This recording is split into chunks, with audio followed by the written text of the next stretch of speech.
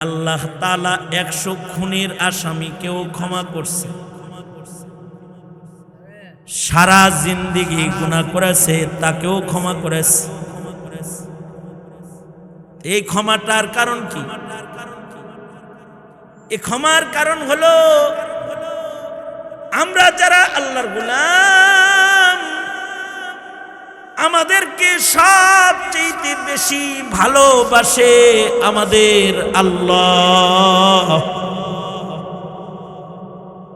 বুঝে থাকলে বলেন, আপনাকে আমাকে মা বেশি ভালোবাসে না আল্লাহ বেশি ভালোবাসে? আপনাকে আমাকে আপনার আমার ভাই বোন বেশি ভালোবাসে না আল্লাহ বেশি ভালোবাসে? আপনাকে আমাকে আমনে নামের নেতায় বেশি ভালোবাসে না আল্লাহ বেশি ভালোবাসে?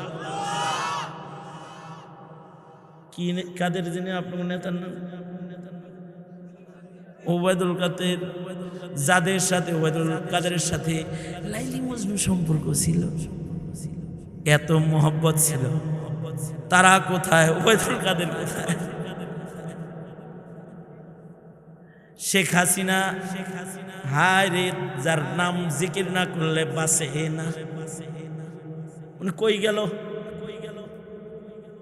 একটু মোহাব্বত করলো না। মোহাব্বতের লোকগুলারে জেলখানায় ফেলায় দিয়া সে যায় বাসর করে বয়ে বলে।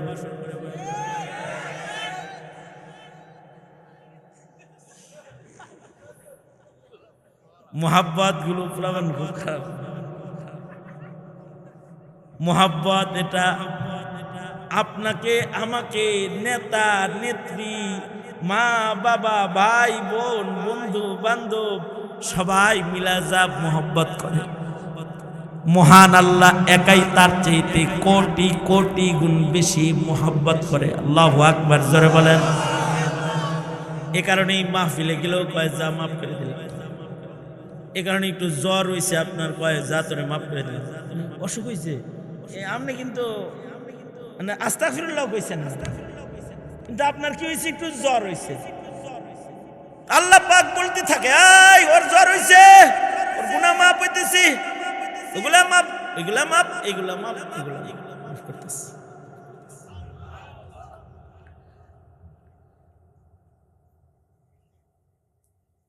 বান্দা অভাবে পড়েছে, বিপদে পড়েছে, মাফ করতেছে। মুখ দিয়া আস্তাগফিরুল্লাহ রাব্বি মিন কুল্লি যামব পড়েছে, দিল দিয়া চোখে পানি আসছে, দিল দিয়া বলেছে আস্তাগফিরুল্লাহ। শুধু এতটুকুন বলছে আর মহান আল্লাহ তার জীবনের সব গুনাহ মাফ করে দিছে। সুবহানাল্লাহ। কারণ কি? কারণ কি? কারণ মুহাব্বত। কারণ কি বলেন? কারণ কি?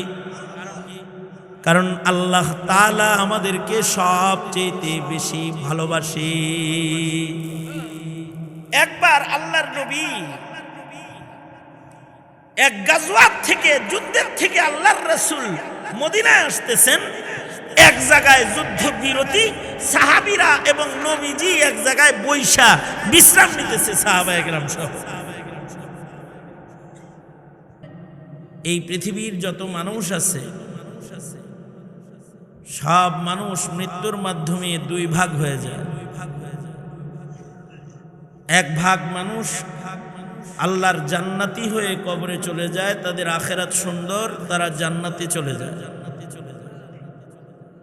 আর এক প্রকারের মানুষ হইল যারা তাদের মেহনতকে, দুনিয়ার জিন্দেগির হায়াতকে বরবাদ করে কবরে চলে যায়। তারা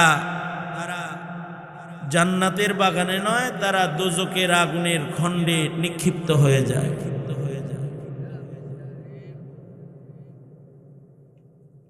সফল হইল তারা যারা জান্নাতে চলে গেল, আর বিফল হইল তারা যারা দোজকে চলে গেল। আল্লাহ পাক কিন্তু চান না কোনো মুমিন, আল্লাহর কোনো বান্দা দোজকে যাক। এই কারণে মুমিনদেরকে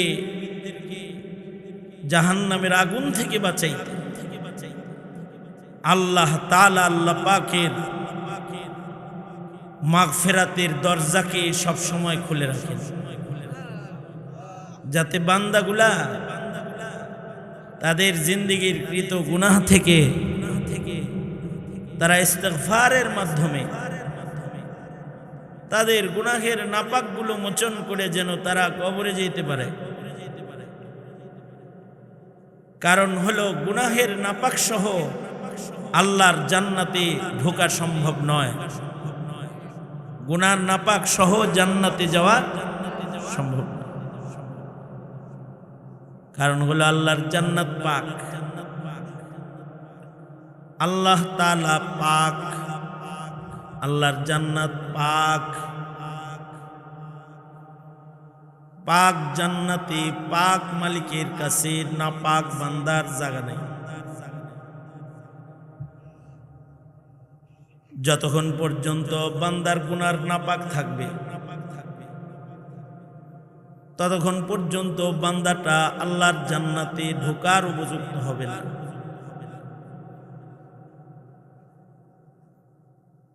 গুনাহের নাপাক সহ জান্নাতে আল্লাহর সান্নিধ্যে আল্লাহর কাছে থাকার উপযুক্ত না, যতক্ষণ না পর্যন্ত গুনাহ থেকে বান্দা পুত পবিত্র না হবে। কারণ গুনাহ নাপাক সহ জান্নাতে যাওয়া যায় না। কতটুকু নাপাক হলে জান্নাতে যাওয়া যাবে না? চোখের কোনায় সামান্য কেতর থাকলেও মানুষ তাকে ঘৃণা করে। গায়ে যদি পায়খানা লেগে থাকে অল্প কিছু, তাতে আদর করবে তো? ঘরের বিছানায় জায়গা দিবে তো? বিবি, মা বাবা, ভাই বোন আগে পাঠাবে বাথরুমে, আগে ধৌত করো তারপরে ঘরে আহো।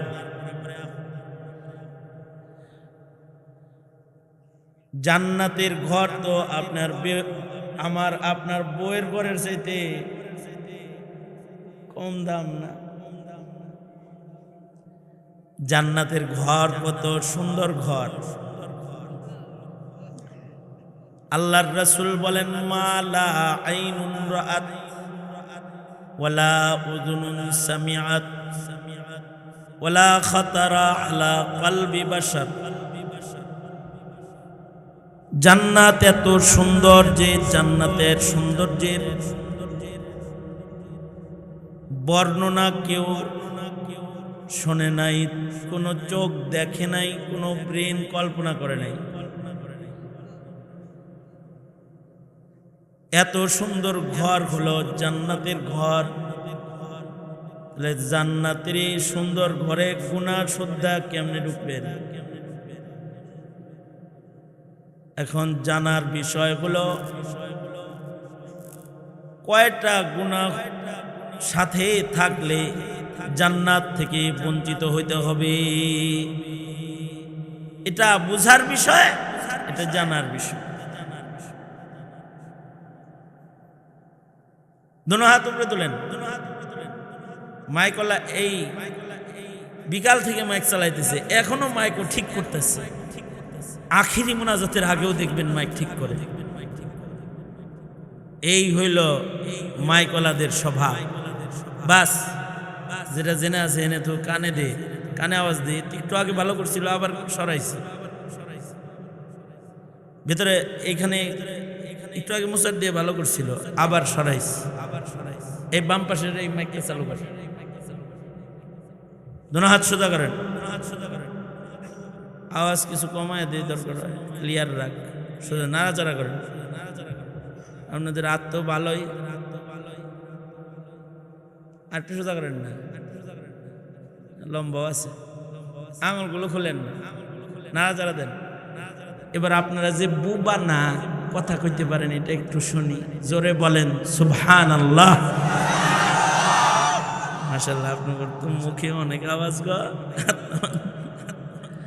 জোরে আওয়াজ করে বলেন সুবহানাল্লাহ, আলহামদুলিল্লাহ। চাচা আমার কানের কাছে বসেন তো, আপনার কাছে শুনেন। হ্যাঁ দাদা, দাদা লাগে আমার, দাদা লাগে। ওনাগুলো কথা কন, সামনে যারা তারা জোরে আওয়াজ করে বলেন সুবহানাল্লাহ, আলহামদুলিল্লাহ, লা ইলাহা ইল্লাল্লাহ, আল্লাহু আকবার। আরো জোরে আল্লাহু আকবার। মাশাআল্লাহ। একটা বিষয় জানার, যেটা শুধু আপনার আমার না, সব মুসলমানের জানা দরকার। ছোট ছোট বাচ্চা, যুবক, বুড়া বুড়ি, আবাল বৃদ্ধ বনিতা, সবার একটা বিষয় জানা দরকার। সেটা হলো কয়টা গুনাহ আমল নামায় থাকলে দোজখে পড়া লাগতে পারে। এটা অনেকে জানে না, বিদায় তারা গুনাহ করে কিন্তু তারা তওবা করে না। কারণ তারা জানে না যে কয়টা গুনার কারণে দোজখে যাওয়া লাগতে পারে। এ কারণে গুনাহ করতেই থাকে, তওবা করে না। তাদের সামনে দিয়ে আর রমজান মাস চলে যায়, খবর থাকে না। লাইলাতুল কদর চলে যায়, তাদের হুঁশ নাই। লাইলাতুন নিসফি মিন শাবান, ক্ষমার রজনী গেছে, তারা এটার কদর বুঝে নাই। এমনকি তাদের ওয়াজ মাহফিলে বয়ে থাকে, এটাও বুঝে না। পাশে বৈশা গল্প করতেছি, মাহফিল হইতেছি, এখানে আসলে গুনাহ মাফ হইবে জিনিসটা মাথায় নাই। অথবা আমার আমল নামার গুনাহ সরান দরকার, বুঝটাই নাই। না বুঝার কারণে গুনাহ সহ কবরে চলে যায়। একটা গুনাহ যদি কেউ কবরে নিয়ে যায়, কয়টা গুনাহ? আহলুস সুন্নাতি ওয়াল জামাআর আকীদা হলো একটা কবিরা গুনাহ বান্দাকে দোজখের আগুনে নিক্ষেপ করার জন্য যথেষ্ট। যদি না মহান আল্লাহ তার গুনাহ মাফ না করেন, তাহলে একটি কবিরা গুনার কারণে দোজখের আগুনে চলে যাবে। মাত্র একটা কবিরা গুনাহ, এটার কারণে দোজখের আগুনে নিক্ষেপ হয়। একটা আকার একার, রস্যিকার রস্যকার, একটা ফুটার কারণে যদি অর্থ পাল্টায়, তাই গুনার কারণে তকদিরও পাল্টাবে না কেন?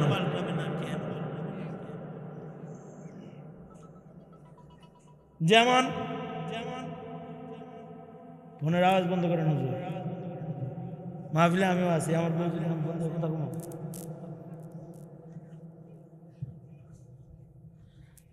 মাহফিলের আদব নাই, মাহফিল কি বেয়াদব নাকি? আজব মোবাইল ব্যবহার, আমাদের নেককাররাও মোবাইল ব্যবহার জানে। যারা নামাজি এরাও মোবাইল ব্যবহার জানে। মোবাইল ব্যবহারের মাসাইল নাই, এর উপরও বই লেখা হয়েছে, বই পড়ে লেখা। মোবাইল ব্যবহারের মাসাইল আছে। মোবাইল ব্যবহারের মাসাইল যদি কেউ এখন না পড়ে, না জানে, তার নামাজ হবে না, তার ওয়াজ শোনা হবে না, তার জিকির হবে না, এমনকি তার বোর লগে সম্পর্ক ঠিক থাকবে। কি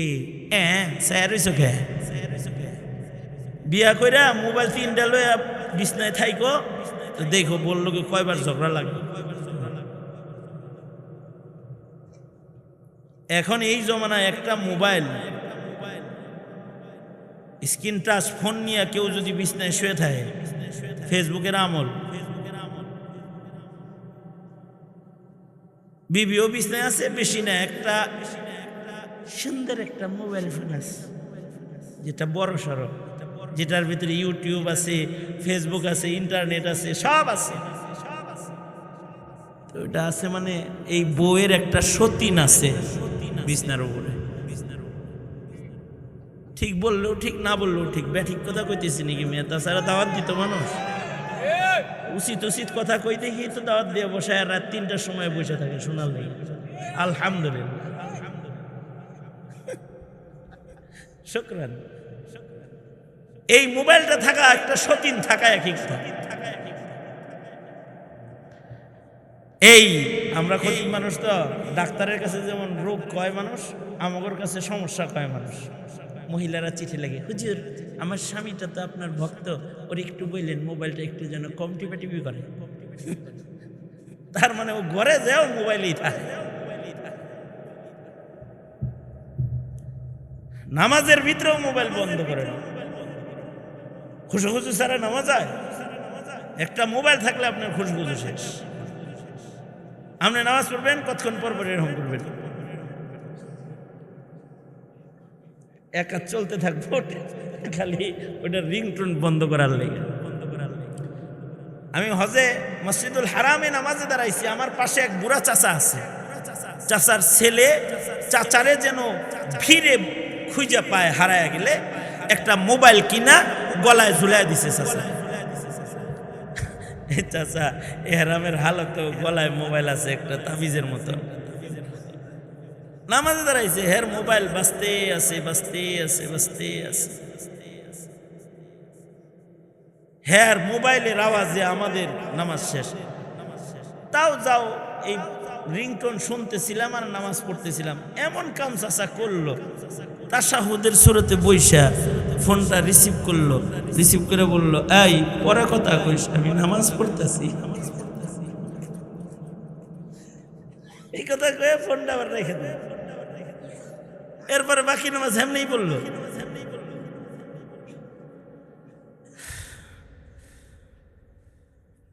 নামাজ আছে, হ্যাঁ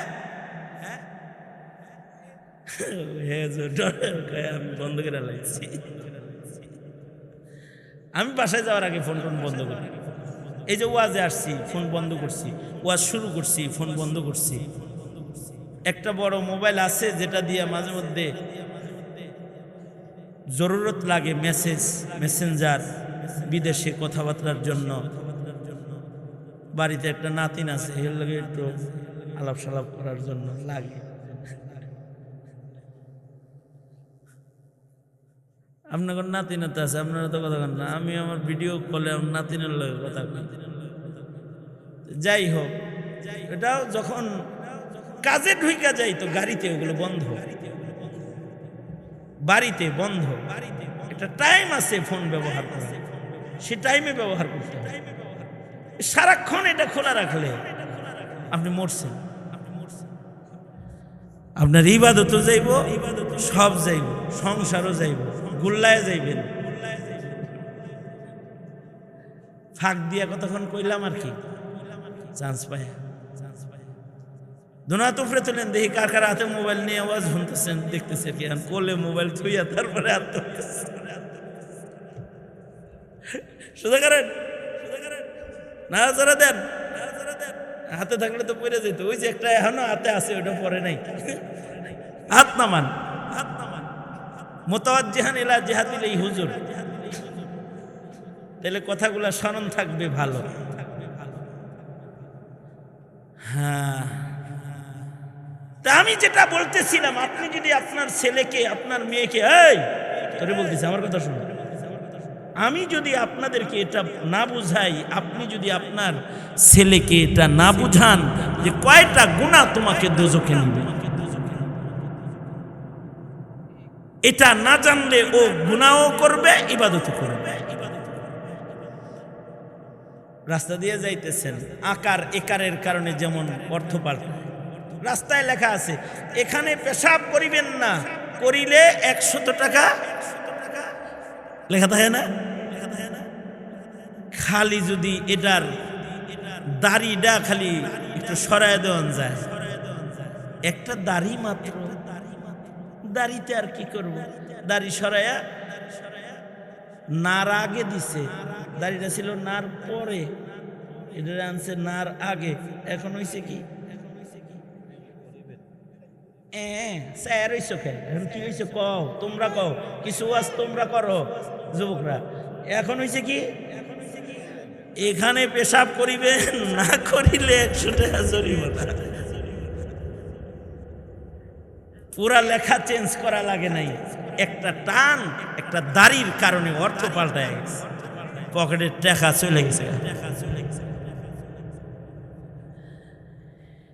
एक नुक्ता ने मुझे मुहरिम से मुजरिम बना दिया, एक नुक्ता ने मुझे मुहरिम से मुजरिम बना दिया, मैं दुआ करता रहा और वो दगा समझता रहा। मुहरिम, मुहरिम माने सम्मानी जन्नत, मीम हा रा मीम मुहरिम। একটা নুক্তা মাত্র হার পেটে বসায় দিছে, এবার হয়ে গেছে মিম জিম রা মিম মুজরিমি। একটা নুক্তার কারণে হয়েছে মুজরিম, একটা নুক্তা মুছে দিছে হয়ে গেছে মুহরিম। একটা কবিরা গুনাহ করছে হয়ে গেছে মুজরিম। তওবার মাধ্যমে একটা কবিরা গুনাহ মুছে ফেলছে হয়ে গেছে মুহরিম। एक नुक्ता ने मुझे मुहरिम से मुजरिम बना दिया, एक नुक्ता ने मुझे मुहरिम से मुजरिम बना दिया, मैं दुआ करता रहा और वो दगा समझता रहा। তাহলে একটা নুক্তার কারণে মুহরিম মুজরিম সেম, একটা কবিরা গুনার কারণে জান্নাতি দোজখী। কয়টা কবিরা গুনাহ?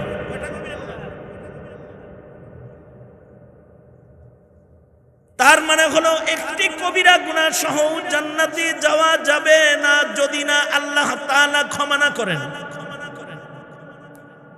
তবে যদি আল্লাহ পাক ক্ষমা করে দেন, মাশাআল্লাহ, তবে যদি আল্লাহ পাক ক্ষমা করে দেন, তাইলে আল্লাহ চাইলে 1000 কবিরা গুনাহ, লক্ষ কবিরা গুনাহ মুহূর্তের ভিতরে ক্ষমা করতে পারে। একটার কারণে দোজখে যাওয়া লাগতে পারে। আর মহান দয়ালু আল্লাহ দাতা, তিনি ইচ্ছা করলে সব ক্ষমা করে দিতে পারে মুহূর্তের ভেতরে।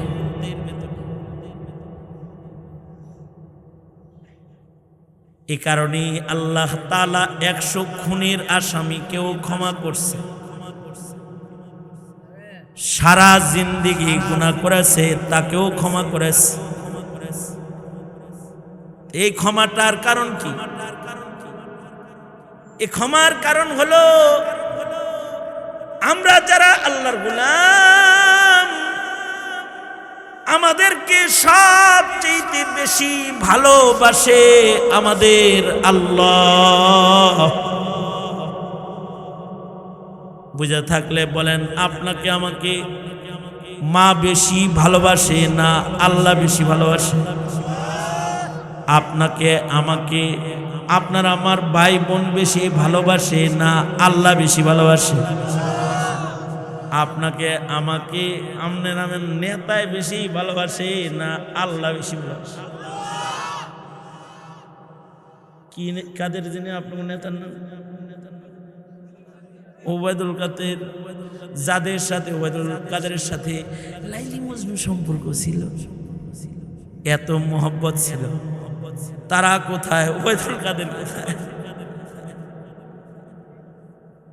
শেখ হাসিনা, হায় রে, যার নাম জিকির না করলে বাঁচে না, উনি কই গেল? একটু মোহাব্বত করল না। মোহাব্বতের লোকগুলারে জেলখানায় ফেলায় দিয়া সে যায় বাসর ঘরে বয়ে বলল।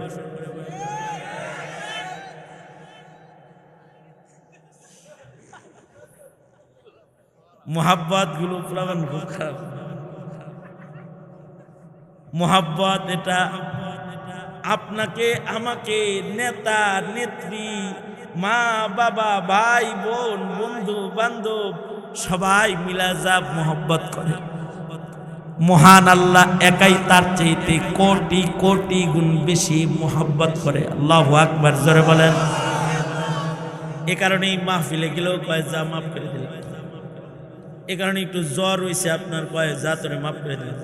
অসুখ হয়েছে আপনি কিন্তু মানে আস্তাগফিরুল্লাহ কইছেন না, কিন্তু আপনার কি হয়েছে? একটু জ্বর হয়েছে। আল্লাহ পাক বলতে থাকে, এই ওর জ্বর হয়েছে, ওর গুনাহ মাফ হইতেছি, ওগুলা মাপ, এগুলা মাপ, এগুলা মাপ, এগুলা মাফ করতেছে।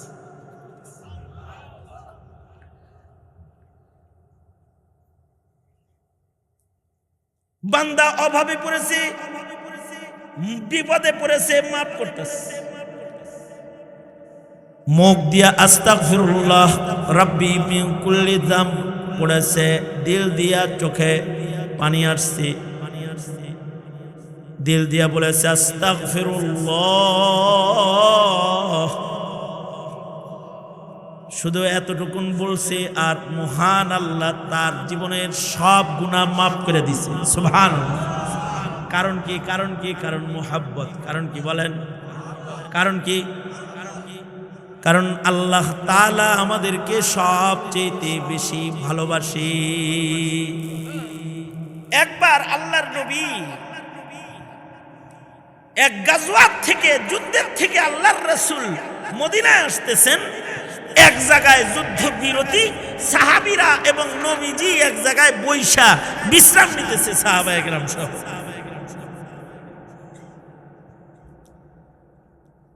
পাশে একটা বাড়ি, বাড়ির পাশে একটা মহিলা চুলা জ্বালাইছে, রান্না করতেছে। আগের জমানায় অত রান্নাঘর ছিল না, এখন রান্নাঘর ছাড়া কোনো বাড়ি নাই, ঠিক না?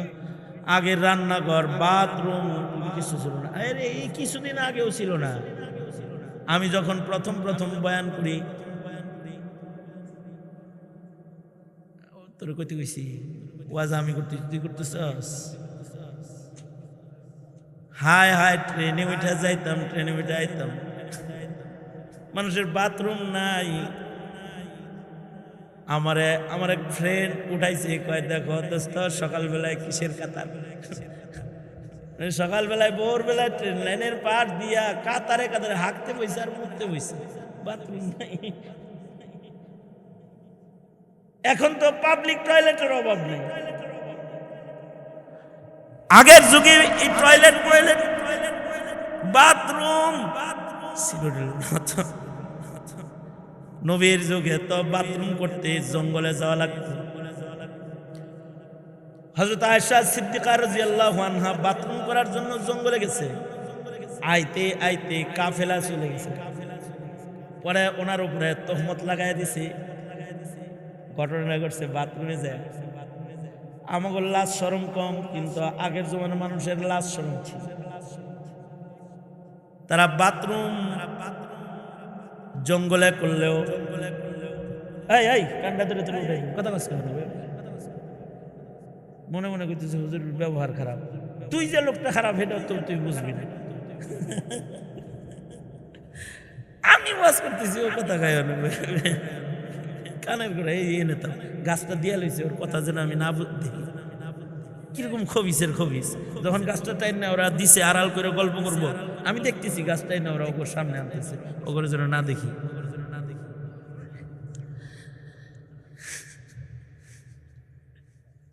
এই অ্যাটেনশন প্লিজ।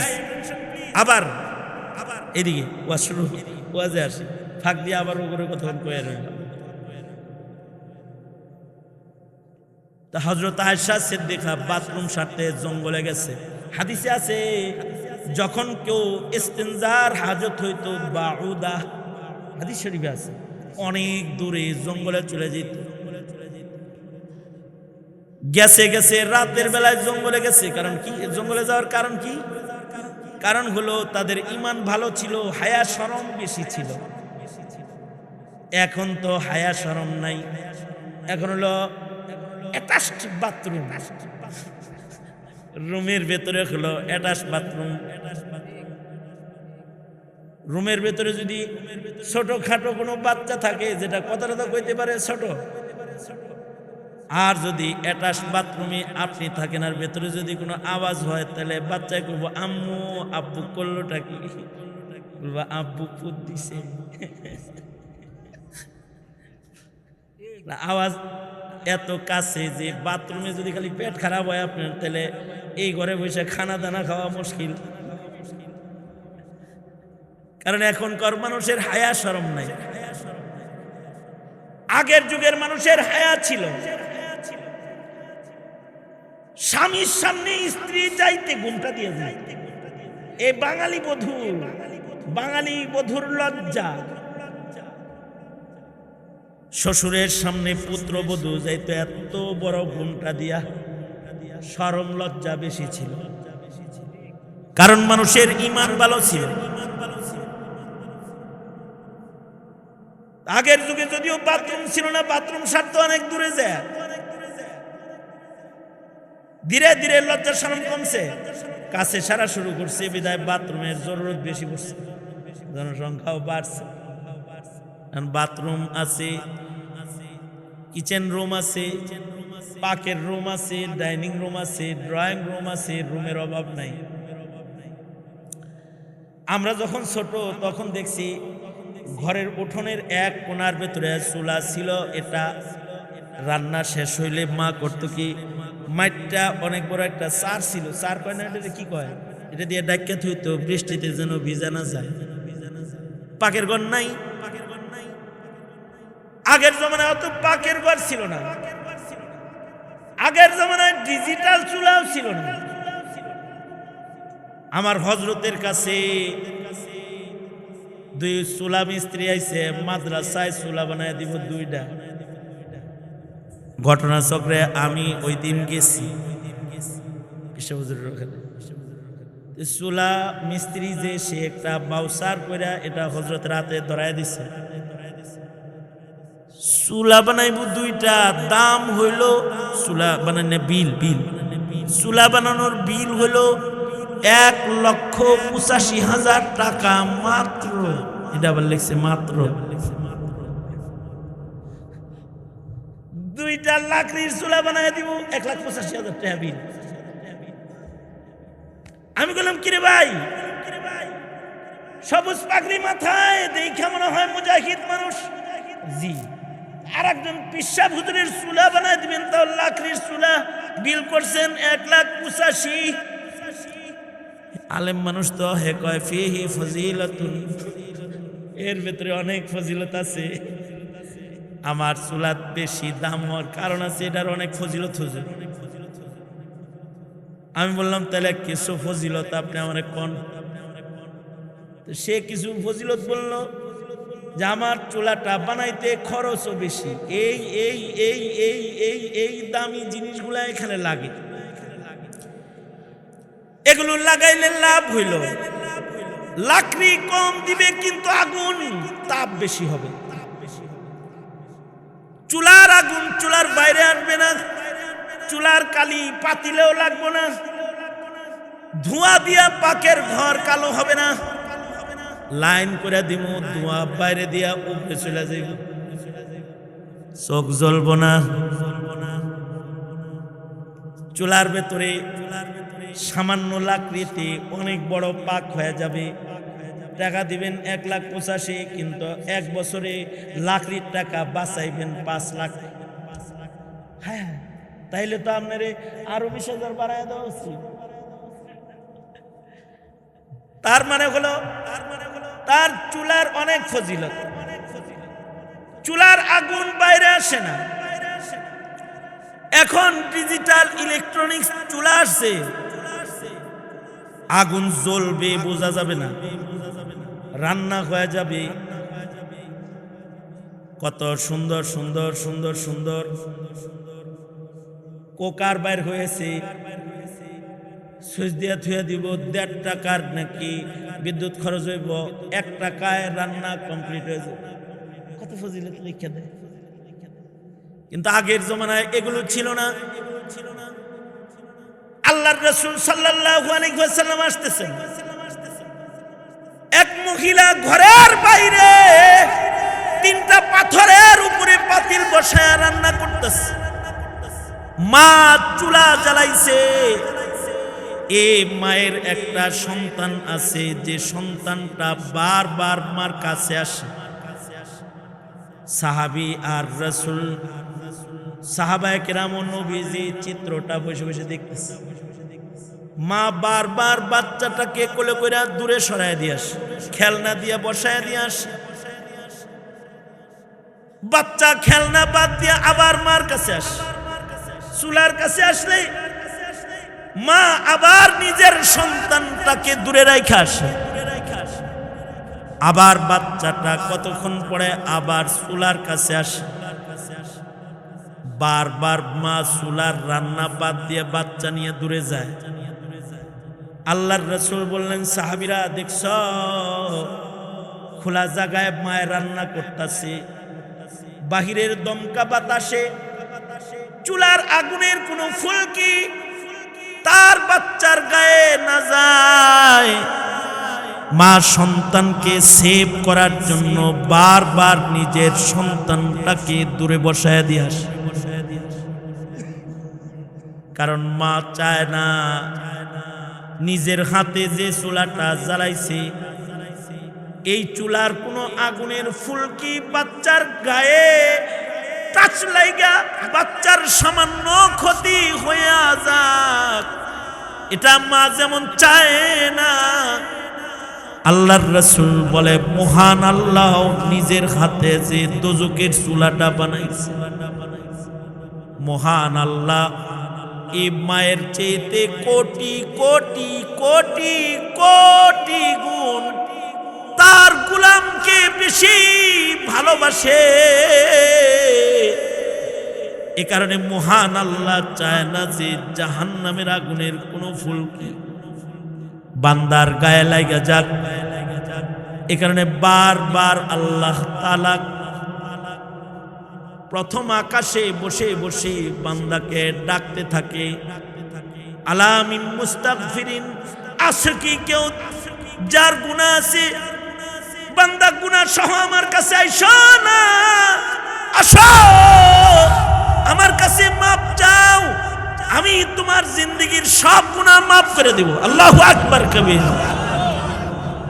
এই কারণে আল্লাহ তাআলা রমজান মাস বারবার পাঠায়।